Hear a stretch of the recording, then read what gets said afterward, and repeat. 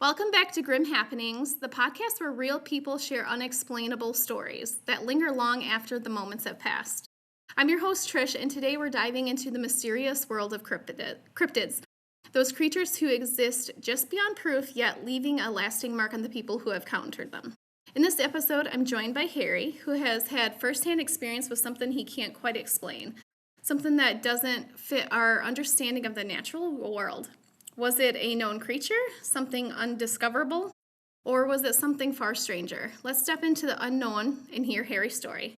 Thank you so much, Harry, for joining us today. Before we get started, would you like to tell us a little bit about yourself? So, I am a paranormal investigator inside the Bridgewater Triangle region, and we go all over Massachusetts. We've been as far as Penhurst Asylum in Pennsylvania, and we got a YouTube channel called the Bridgewater Triangle Paranormal Investigators. So, make sure to check it out, hit the notification button, and smash that subscribe button.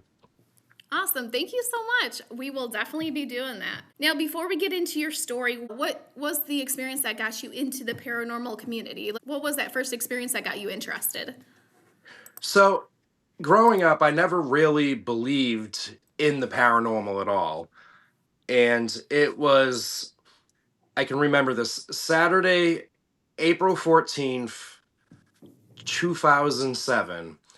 And I was with a buddy of mine named Seneca, who's actually one of the investigators of mine. And we were at a friend Brian's house, and Brian was telling me about this haunted tuberculosis hospital in Hanson. And he was saying, how it's extremely haunted. And I'm just like, yeah, sure, sure. And he goes, no, Harry, Mhm. it's true.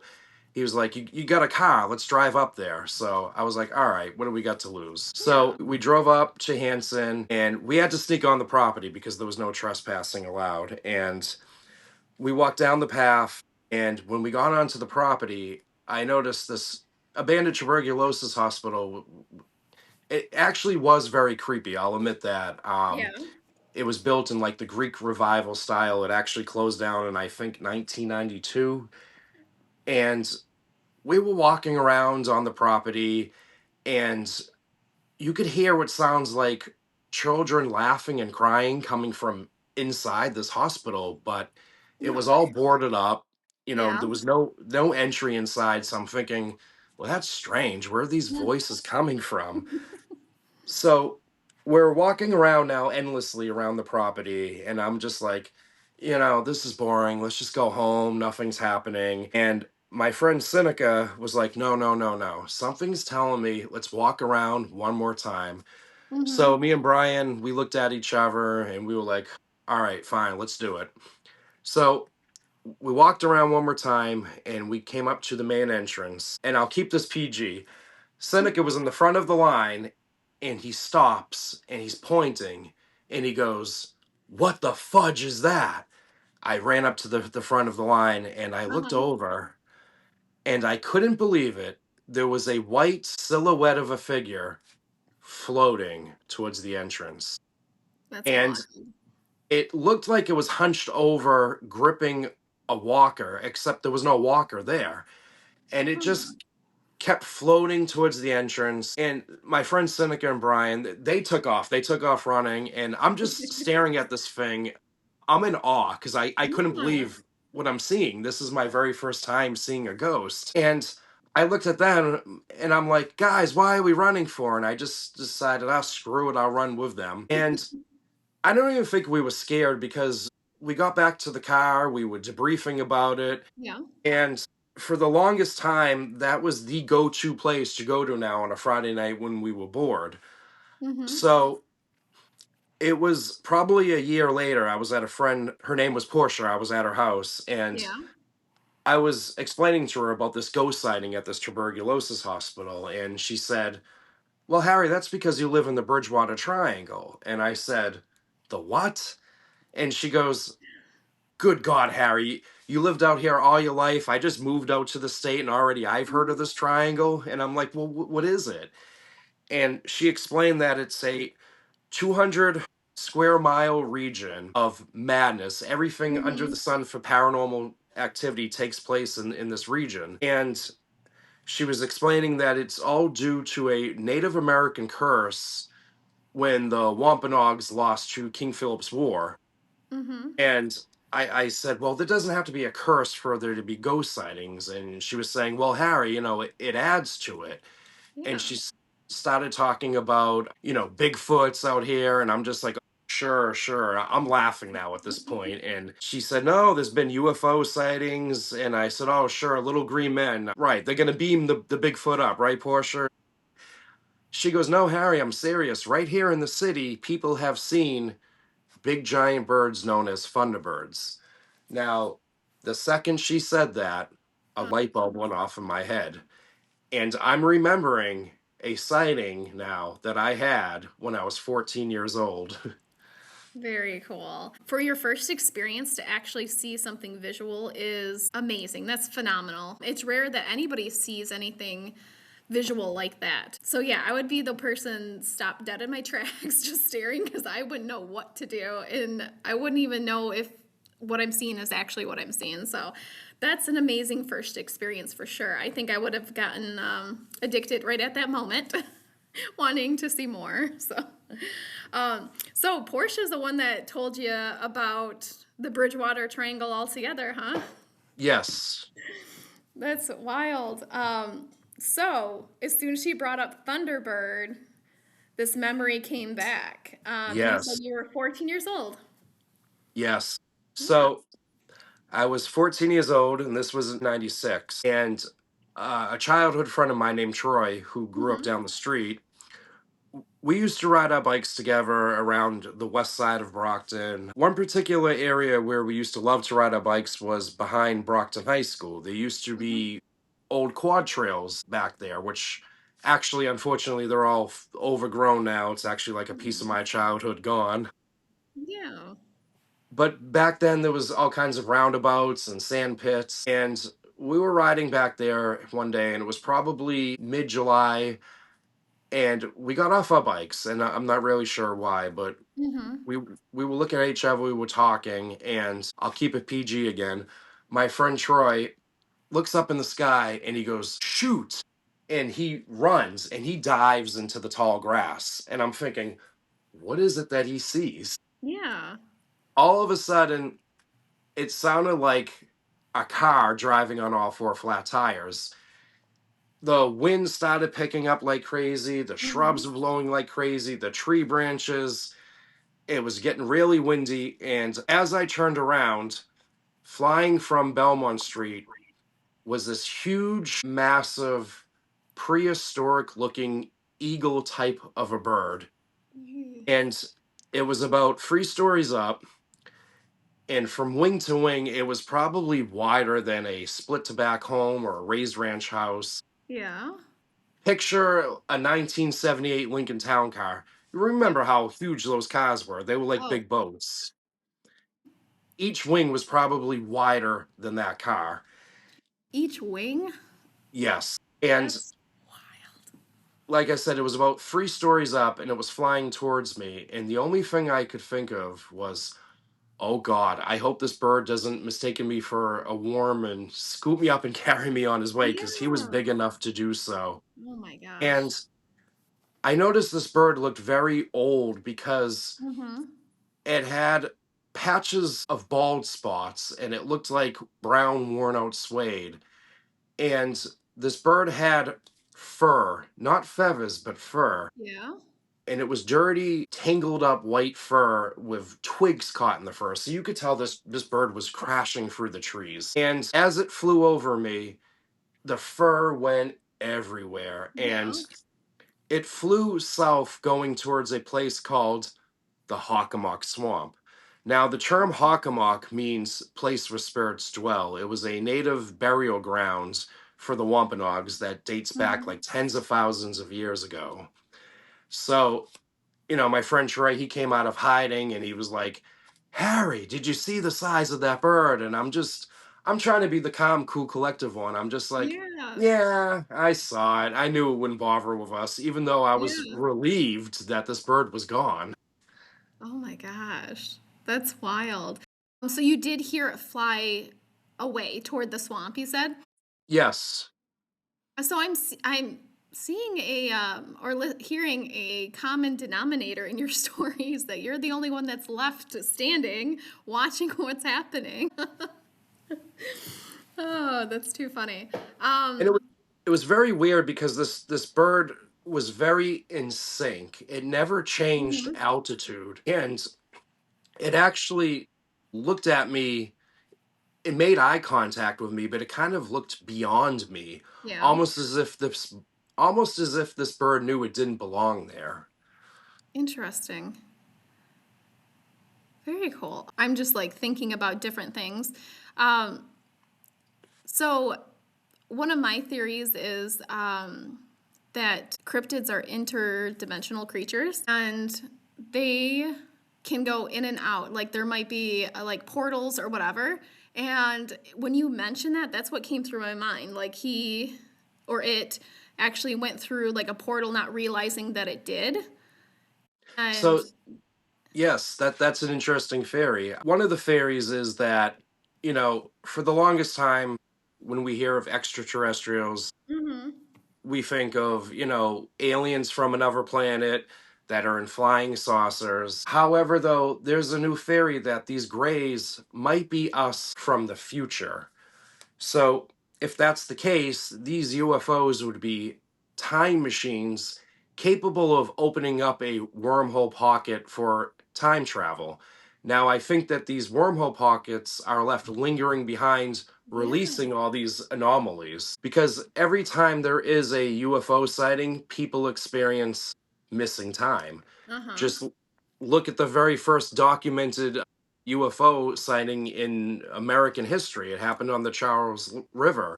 mhm, Three men were rowing a boat and they spotted this red light darting back and forth. And they found themselves 3.5 miles upstream. And they said that was impossible to row against the current like that. Um, there was a very famous UFO sighting out here in West Bridgewater in the late 1970s. Two radio spokesmen spotted a UFO over Route 24 and Route 106. mhm. Now, in the late 70s, there was a hype of UFO sightings, but also a hype of all these cryptid sightings. So they must, Oh, go hand to hand. right. Yeah, they correlate.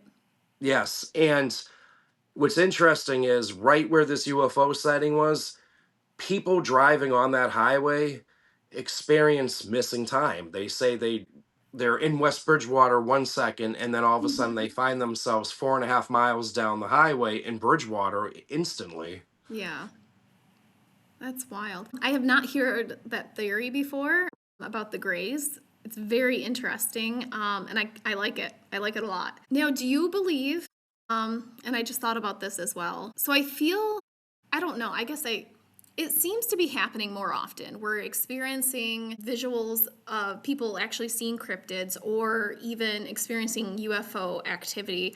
Do you think this is ramping up, or do you believe it's just because of the technology we have and people are just more aware?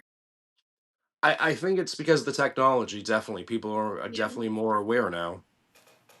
Yeah. I just thought about that because like we hear stories here and there like in the past that have been written down, but I just feel like lately and I don't know, maybe it's cuz I'm finally getting into it a little bit more. I just hear about it a lot more often now. And so I don't know, there's other people that are saying that something's going to come to a head soon, and something's going to be, I don't know if that's the truth. It'll be interesting to see, but also terrifying at the same time. You know, it's just a big unknown situation. And but yeah, I just thought about that. So yeah, I can't imagine actually seeing something like that. Going back to your Thunderbird and then coming up with the theory that it might actually be because of these wormholes or time travel. It's very fascinating. But yeah, so now that I have more questions about your paranormal situation, was there one situation that kind of was like that was just a very unusual situation when you were investigating anywhere? I'd really love to hear about that side of things as well because I know you are actively an investigator. So the weirdest investigation was back in 2020. It was probably a third investigation out, and we were investigating a place called Anawan Rock. It's a giant sized boulder where Chief Anawan was captured by Benjamin Church, marking the end of King Philip's War. Now, Mm-hmm. this place is a hot spot in the Bridgewater Triangle. People have seen phantom fires, they experience seeing Native Americans dancing in the swamp. Um, so we decided to do an investigation there one night, and it was Mm-hmm. me, Paul, and his girlfriend Rochelle. Okay. And we sat Rochelle down on the bench, and I put my digital recorder down next to her. And I said, maybe these spirits will feel more comfortable talking to a female. Mm-hmm. So me and Paul gave her space, and we went to the other side of this boulder, and we could hear heavy, heavy footsteps, but nothing was visible. No.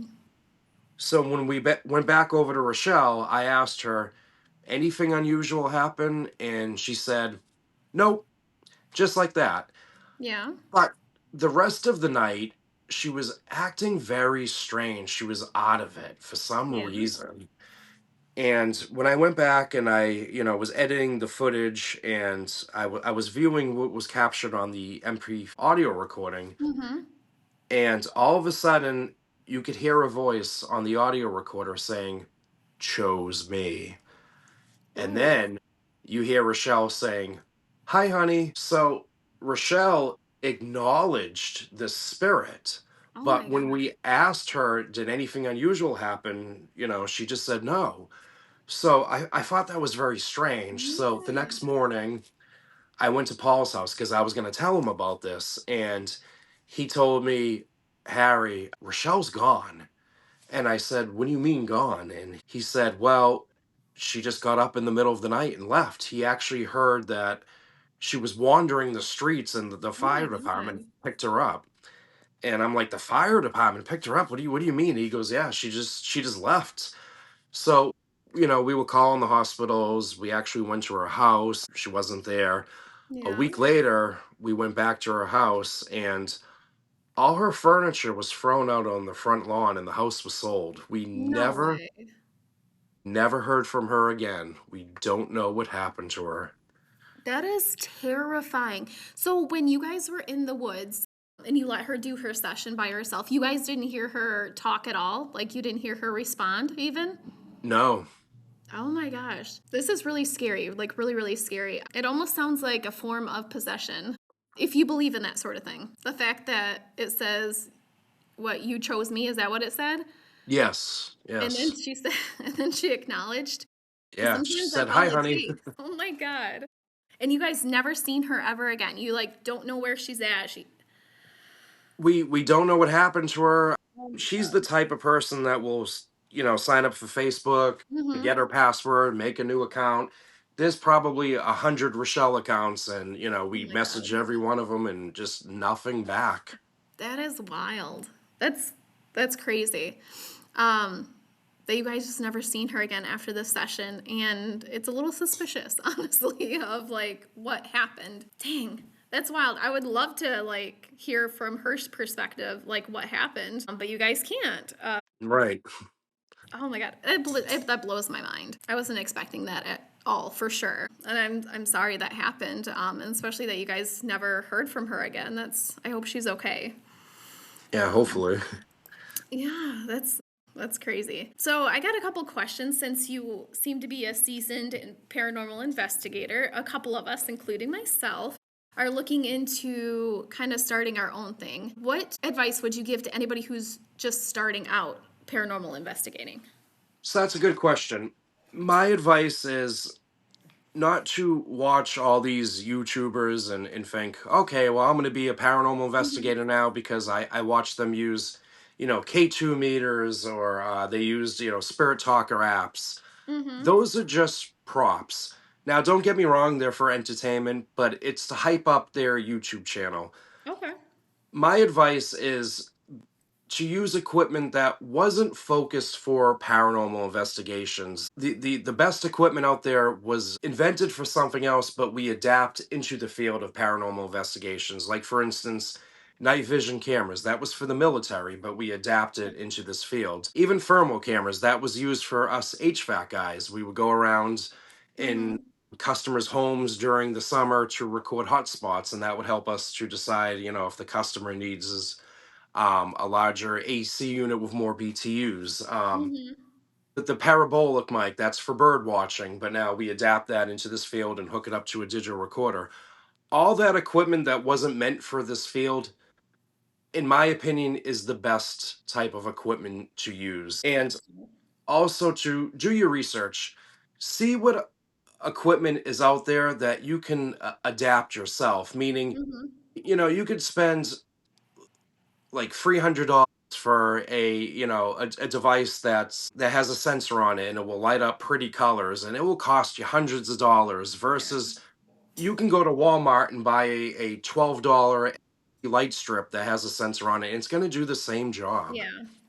Yeah. Well, Don't all be of that gets fooled. really expensive for sure. Right, right. Don't be fooled by the stuff that's out there. And don't get me wrong, we use stuff like REM pods, laser Hmm. scopes, laser grids. Will it work? Yes, depending on the right time, right circumstance. But we always have the real deal paranormal investigation tools out to back up those devices. Yeah. No, that's good. That's great advice. That's the first time I've actually ever heard that. So thank you. I appreciate it. It's hard because I want to just jump in myself, but it is. A lot of it is really, really expensive. It is. But I also feel like sometimes the best tool is just yourself. Really take time to feel the energy, how you feel. I'm big on with that. I tend to pick up energy quite well with everybody and kind of the locations that I'm at. But I've also been told that use your intuition. You're a tool yourself, so that's always good to know. What is your favorite instrument to use while you're investigating? So my favorite go-to paranormal device to use is the EMF meter, not a K2 meter. I am not a fan of the K2 meter. I will never Okay. carry one. No one in my team carries one. They are inaccurate. The K2 meter is not masked. So it will pick up radio frequencies. That's why they tell you to, shut your phone off during an investigation Hmm. versus a real EMF meter will not. They're masked. So Okay. if you're out there, say, for example, in the Hockomock Swamp, and that EMF meter is going off, well, you know that there's no refrigerators or microwaves in the swamp, so you know if it's going off, there's something there that's not supposed to be there. That's paranormal. Yeah. But I No, always that's found it to be very accurate. yeah. Which is good news because I just got one myself, so yay. Nice. Very cool. And what are another piece of advice? What are some things that you have learned on your journey that you would like other new people to start as far as locations or anything like that? Anything that, or any pro tips, I guess. So the best advice too is when you go into a certain area, always try to debunk. As any good investigator should. You don't Yes. want to just jump into a haunted location, say, yes, it's haunted because of X, Y, and Z. Um, Hmm. you always want to try to debunk to see what else it could be, and then start the paranormal investigation side if you can't debunk it. Yeah. I'd suggest going into your first investigation. So the other pro tip is try to get yourself well known so you can go into people's homes. Hmm. Um, going into like a lot of these places like the Peter Oliver House or, Hmm. the Lizzie Borden House, these attractions, don't get me wrong, those are great places to investigate, but you're piggybacking off of other investigators what they may or may not have caught. Hmm. Versus if you can go into people's homes where they're claiming paranormal activity, you're the first team to arrive there. So Good your point. evidence is going to be true to yourself. So that's really the best pro tip. But in order to achieve that, you have to get yourself known. You have to get out there and have good community outreach. And you really need a good name that's going to spark people's interest. Yeah. Yeah, definitely. Good point. Yeah, thank you. So, when it comes to investigating and I guess different types of entities, do you believe that there are negative entities, or do you believe in like demonic entities or energies, I guess you could say too? What are your feelings on that? So there's always evil entities and even good entities. I have heard of the Hat Man. As far as demons, though, I'm kind of skeptic with the whole demonology kind of thing. Yeah. And I noticed you were saying earlier how you can feel energy and stuff. So you're very earthbound. And I've noticed earthbound people are more, they tend to more believe in the whole demonic forces versus, you know, people like me and my team. We rely on equipment to really Hmm. capture the evidence. Yes. Yeah. Yep. Like I said, I'm big on energies. It's sometimes a little overwhelming. And I do like to cleanse my energy in my space personally and in the spaces that I'm at sometimes because I can just feel it. I feel very stagnant. Sometimes I will feel negative energy if somebody's come to visit. So, yeah, good point because I definitely feel like there could be something, but also I don't always feel like it's malicious. So, I'm still kind of on the fence of the demonic entities if that really is a thing because thankfully, knock on wood, I've never had to experience that. But I believe there are times where maybe spirits do attach. If they meant to do it maliciously, I'm not sure. I'm still trying to figure that part out. But energy is a big, big thing. So, and it's something that I've felt for many, many years. So, I'm still on the fence of that. Like I said, it's one of those unknown things that interest me to just learn a little bit more about. But also, you got to always protect yourself too, in my sense. Yes. I feel like you can be in that situation. There's times where like people have like friends of mine have wanted to go to like haunted locations, but I've been in a vulnerable state mentally and I was like I can't go. Like something's telling me like I should not go. So I always listen to my intuition when it comes to that for sure because you just never know. But that's my belief too, you know. I feel like some people like my husband's a complete skeptic and I feel like he could go to the same location as me and not be affected at all to where there's sometimes where I'm like, I don't know, I feel like something's off. I don't like it here. I gotta go. And he like just does not get it because he just Right, doesn't right. feel it. So maybe it's all like on a personal level too, you know? So he still has like a skeptical side like me. He does. He believes that there could be life after death because of the stuff I've experienced. I'm a big dreamer, so I dream about a lot of stuff. And sometimes I'm hoping like, there's 2 times that I dreamt of something and then it happened. So I'm hoping that's not the case because this is something that just happened recently. But yeah, I've talked to loved ones who have passed on, and it's one of those situations where it was so real that, like, as soon as they leave my dream, I wake up right away and I'm just in tears. Like it's so real and it's so just very, very emotional. So if I try, I can communicate like via dreams. And then sometimes when I don't try, they come. So yeah, I'm on that spectrum to where he's like completely opposite and he's just like, okay, I believe it because you've experienced it and he knows that I'm not lying. But he's never experienced anything. And I feel like he's one of the biggest skeptics ever. We all have to be skeptics. Yeah. Even as a paranormal investigator, sometimes I'm even skeptic about some of the stories in the Bridgewater Triangle. Mm-hmm. But, you know, no matter how far fetched these stories in the Bridgewater Triangle sound, what's interesting is they all have some kernel of truth behind them. Yeah. Yeah, absolutely. That is wild. Thank you so much for being here and No for problem. taking time out of your day to talk to us about all your experiences. So, that wraps up our episode for today. That was Harry's incredible experience, the one that definitely leaves us more questions than answers. Encounters like his remind us just how much the world remains unexplained and how thin the line can be between what we know and what we're trying to understand. Thank you so much, Harry, for sharing your story with us. Before we leave, one more time, what is your YouTube channel and how can we locate it? It's on YouTube. It is called the Bridgewater Triangle Paranormal Investigators. Awesome. Thank you so much.